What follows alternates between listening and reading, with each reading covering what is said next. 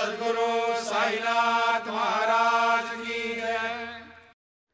சாய் பக்தர்கள் அனைவருக்கும் அன்பான வணக்கங்கள்.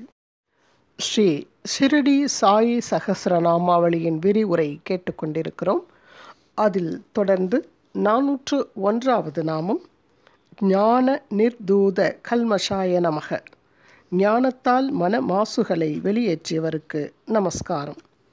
எவ்வளவு இருட்டான இரவானாலும் கதிரவன் உதித்தவுடன் இருள் ஓடிவிடுகிறது அல்லவா? அதுபோலவே ஞான சூரியன் மனமலங்களை விரட்டி விடுகிறான், ஒழித்து விடுகிறான். 402வது நாமம் ஞான வைராக்கிய சந்தாத்ரே நமக. ஞானத்தையும் உலக பற்றின்மையையும் சிறப்பாக அளிப்பவருக்கு நமஸ்காரம். இந்த நாமம் சொல்வதன் நோக்கம் எனக்கும் ஞானமும் வைராக்கியமும் அளித்தருள்வீராக என பிரார்த்தனை செய்வதே ஆகும். வைராக்கியம் என்பது ராகமின்மை, அதாவது ஆசையின்மை. புலன்களில் பற்றில்லாதிருப்பது வைராக்கியம். மனம் அடங்காது ஓடுவதற்கு காரணம் யாது என்று விசாரித்து பார்த்தால் அது எப்பொழுதாவது எதனிடத்தாவது பற்று வைத்திருந்தால் அப்பொருளையே நாடி அலைகிறது என்பது விளங்கும். ஐம்பொறிகள் சம்பந்தப்பட்ட கேடுகளை மனத்துக்கு ஞாபகமூட்டி அதனை அவற்றிலிருந்து மீட்டெடுப்பது வைராக்கியமாகும். வைராக்கியம் என்னும் சமஸ்கிருத சொல்லுக்கு அர்த்தம் உலக பற்றின்மை, புலன்களில் பற்றின்மை என்பதுதான். வெறுப்பு, பகை, விடாப்பிடி போன்ற எதிர்மறை அர்த்தங்களும் தமிழில் காலப்போக்கில் உட்புகுந்துவிட்டன. 403வது நாமம் ஞான சம்சின்ன சம்சயாய நமக. ஞானத்தால் சந்தேகங்களை நீங்க பெற்றவருக்கு நமஸ்காரம். மீன் சேற்றுக்குள் புதைந்திருந்தும் சேற்றின் அழுக்கு அதன் மீது படிவதில்லை. ஓயாது செயல் புரிந்தும் அதில் கட்டுப்படாதவன் யோகி. உலகத்தை பற்றிய உண்மையை உள்ளது உள்ளபடி அறியும் அளவு அதன் மீது சந்தேகம் நீங்கி சிரத்தை அதிகரிக்கிறது. அது பூரண ஞானமாக பரிணமிக்கும் இடத்து எல்லாமே ஒரு பொருளின் பல்வேறு தோற்றங்கள் என்ற ஐக்கிய புத்தி உண்டாகிறது. பின்பு ஐயம் கொள்ளுதற்கு இடமில்லை. அனைத்திடத்தும் பூரண விசுவாசம் ஏற்படும். ஆத்ம போதமடைய பெற்ற நிறை மனிதனாகிறான் அவன். நிறை குடம் நீர் தழும்புவதில்லை. நிறை மனிதன் கர்மத்தில் தலையுறுவதில்லை.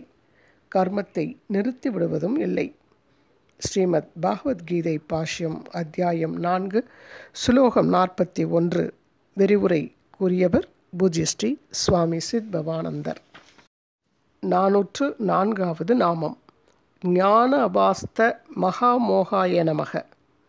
ஞானத்தால் பெரிய மாயையை தூக்கி எறிந்தவருக்கு நமஸ்காரம்.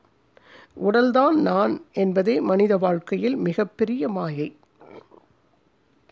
405வது நாமம் ஞானி இதியாத்ம இவ நிச்சயாய நமக. முழு முதற் பொருளும் அதை அறிபவனும் ஒன்றே என்று உறுதியாக உணர்ந்தவருக்கு நமஸ்காரம். இதற்கு மேல் அறிவதற்கோ உணர்வதற்கோ ஏதுமில்லை. அத்வைத சித்தாந்தம். 406வது நாமம் ஞானேஸ்வரி படத்தேவ பிரதிபந்த நிவாரகாய நமக. ஞானேஸ்வரி பாராயணம் செய்வதில் தேவ் என்ற பக்தருக்கு ஏற்பட்ட தடங்கல்களை நீக்கியவருக்கு நமஸ்காரம். கிபி 13ஆம் நூற்றாண்டில் மகாராஷ்டிரா தேசத்தில் வாழ்ந்த தமிழ்நாட்டு நாயன்மார்களுக்கும் ஆழ்வார்களுக்கும் இணையான ஞானி ஞானேஸ்வர். இவர் ஞானேஸ்வரி என்னும் புகழ்பெற்ற நூலை எழுதினார். ஸ்ரீமத் பகவத்கீதைக்கு வேத கருத்துக்களையும் உள்ளடக்கி மராட்டி பாஷையில் எழுதப்பட்ட உரைநூல் ஞானேஸ்வரி.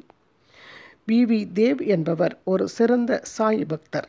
பிற்காலத்தில் சாயி சமஸ்தானத்தின் அறங்காவலர்களில் ஒருவராக கடைசி காலம் வரை பணி செய்தவர்.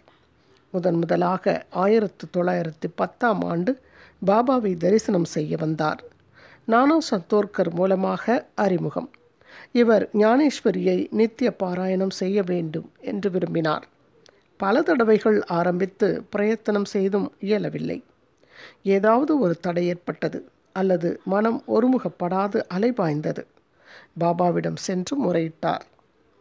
பாபா அவரிடம் தட்சிணை மேல் தட்சிணை கேட்டு வாங்கி கொண்டு அவரை சோதனை செய்தும் பார்த்துவிட்டு தடைகளை உடைத்து கொடுத்தார்.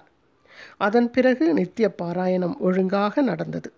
காலக்கிரமத்தில் அவருக்கு ஞானேஸ்வரிக்கு உண்டான இரகசியமான அர்த்தங்களையும் சொல்லிக் கொடுத்தார் பாபா. சோதனை செய்த காதை மிகவும் சுவாரஸ்யமானது. முழு விவரமும் அறிய விரும்பும் பக்தர்கள் ஸ்ரீமத் சாயி ராமாயணம் 41வது அத்தியாயத்தை பாராயணம் செய்யலாம்.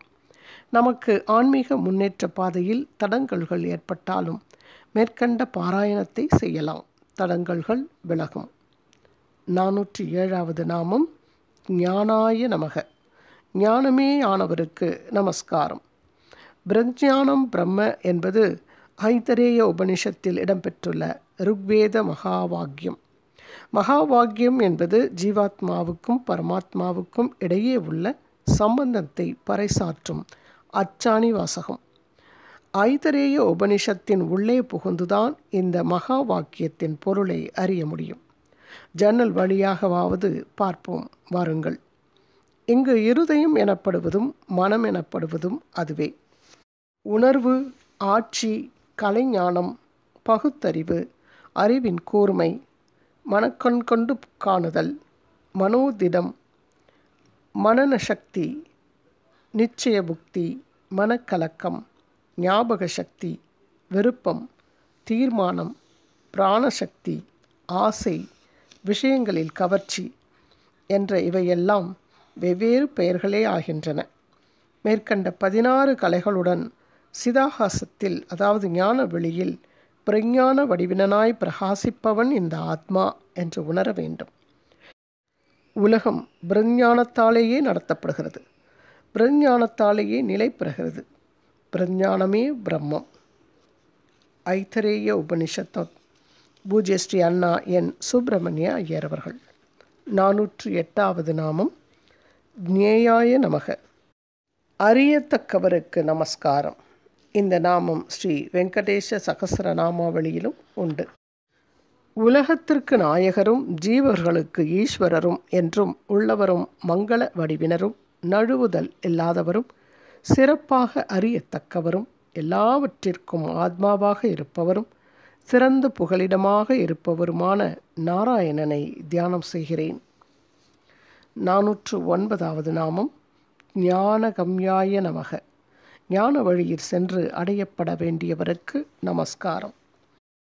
இந்த நாமமும் ஸ்ரீ வெங்கடேஷ சகஸ்ரநாமாவளியில் உண்டு. ஞானத்தின் கதவுகளை எட்டி தொடாத பக்தியை மனித வாழ்வின் ஆடம்பர பொருள்களில் ஒன்றாகவே கருத வேண்டும். உருவ வழிபாட்டில் ஈடுபட்டு பூஜை செய்வது சிறப்பு, ஐயமேதுமில்லை. ஆனால் நெய்வேத்தியத்திலும் ஆரத்தியிலும் மணி ஒளியிலும் மூழ்கிவிடாதே, அதற்கும் மேலே போ என்கிறார் சுவாமி விவேகானந்தர். ஒளிக்கெல்லாம் ஒளியாகிய அது இருளுக்கு அப்பாற்பட்டது என்று சொல்லப்படுகிறது. அறிவும் அறியப்படு பொருளும் அறிவினால் அடையப்படுவதுமாகிய அது எல்லோருடைய உள்ளத்திலும் நிலைத்திருக்கிறது என்பது பொருள். சுயம் ஜோதியாக தென்படும் சூரியன், நட்சத்திரம் முதலியவைகள் பிரளய காலத்தில் தங்கள் ஒளியை இழந்து விடுகின்றன. புத்தியானது ஆத்மாவிடத்து வாங்கிய உணர்ச்சியை இழந்து விடுகிறது. ஆத்மாவோ தன் ஒளியை ஒரு காலும் இழப்பதில்லை. ஜடப்பொருள்களுக்கு உண்டாகிற இருளும் வெளிச்சமும் ஆத்ம சைத்தன்யத்தை அணுக மாட்டா. நள்ளிருளில் ஒருவனுக்கு தன் உடலும் உடையும் தென்படுவதில்லை. ஆயினும் நான் இருக்கிறேன் என்ற உணர்ச்சி இருளில் மறைவதில்லை. சூரிய வெளிச்சத்தில் அவ்வுணர்ச்சி அதிகமாக தோன்றுவதும் இல்லை. ஆத்ம சைதன்யத்தின் அறிவை கொண்டே சூரியனையும் அறிகிறோம், இருளையும் அறிகிறோம். அந்த ஆத்மா ஞான வடிவு. அது தன்னைத்தானே அறிகிறது. அது தன்னைத்தானே சார்ந்திருக்கும் பொழுது தன்னை நிறை பொருளாக உணர்கிறது. ஆக ஆத்மாவால் அடைதற்குரியது ஆத்மாவே. அது இதய கமலத்தில் எப்பொழுதும் நிலைத்திருக்கிறது. ஸ்ரீமத் பகவத்கீதை பாஷ்யம் அத்தியாயம் 13 ஸ்லோகம் 17 பூஜ்ய ஸ்ரீ சுவாமி சித் பவானந்தர். 410வது நாமம் ஞாத சர்வம் பரமதாய நமக. அறியப்பட்ட அனைத்தையும் பரம்பொருளாக கருதியவருக்கு நமஸ்காரம். உள்ளே ஹிருதயத்தில் ஈஸ்வரனை உணர்பவன் புறம்பேயும் அவனை காண்பான். தன்னுள்ளே ஈஸ்வரனை காணாதவன் தனக்கு வெளியேயும் அவனை காண மாட்டான். ஆகவே தேகாலயத்தில் தெய்வத்தை காண்பவன் அகிலாண்டத்திலும் அவனை காண்பான்.